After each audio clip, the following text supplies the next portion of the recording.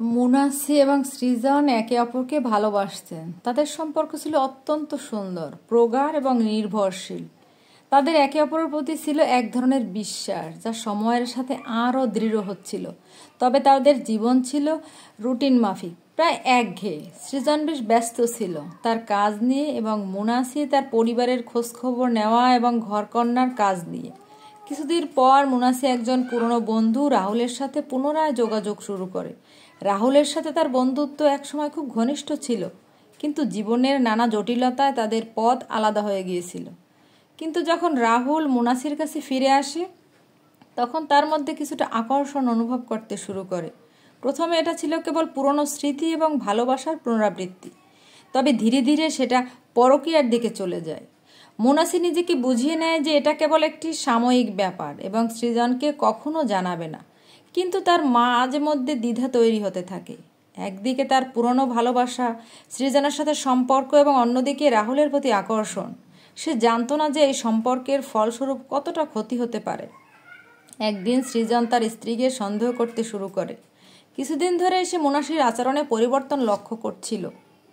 মুনাসি তার ফোনে প্রায় সময় ব্যস্ত থাকত এবং তার চোখে আগের মতো সেই উজ্জ্বলতা ছিল না।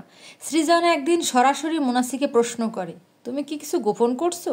মুনাসি হঠাৎ কিছুটা অস্বস্তি অনুভব করে, তবে সে কিছু বলার আগেই সৃজন তার ফোন চেক করে ফেলে।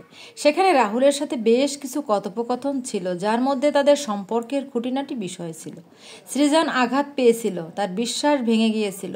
তবে সৃজন মুনাসিকে কিছু বলল না, সে শুধু কাঁপতে কাঁপতে ঘর থেকে বের হয়ে গেল। মুনাসি তখন বুঝতে পারল যে সে কি একটা বিশাল ভুল করেছে। তবে সব কিছু ফেরানো সম্ভব ছিল না। সৃজন ফিরে আসেনি। সে গোপনে তার বন্ধুবান্ধবের সাথে সময় কাটাতে শুরু করেছিল। মুনাসি একাকী হয়ে পড়েছিল। রাহুলও তার জীবন থেকে চলে গিয়েছিল, কারণ তার মনের ভিতর অনেক প্রশ্ন ছিল যা মুনাসি উত্তর দিতে পারেনি। একদিন মুনাসি সৃজনের সাথে যোগাযোগ করার সিদ্ধান্ত নিল, কিন্তু সৃজন তাকে জানালো, এখন আর কিছু ফিরিয়ে আনা সম্ভব নয়। তুমি যা ভেবেছিলে সেটা কখনো সুখী করতে পারবে না। আমি তোমাকে ক্ষমা করেছি, কিন্তু বিশ্বাস ভাঙলে সম্পর্ক আবার ঠিক করা সম্ভব নয়। মুনাসি বুঝতে পারল তার পরক্রিয়া সম্পর্ক একটি ভুল ছিল, যা তার জীবনটা চিরতরে বদলে দিয়েছে। সে বুঝল যে কোনো সম্পর্কের মূল ভিত্তি হলো বিশ্বাস, এবং একবার বিশ্বাস ভেঙে গেলে সেটা আবার ফিরিয়ে আনা কঠিন।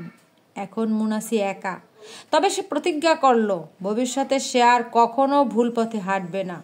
এবং পরক্রিয়ার খেসারত তাকে পুরোপুরি শিখিয়েছে জীবনের সবচেয়ে বড় উপহার হলো বিশ্বাস এবং প্রতিশ্রুতি।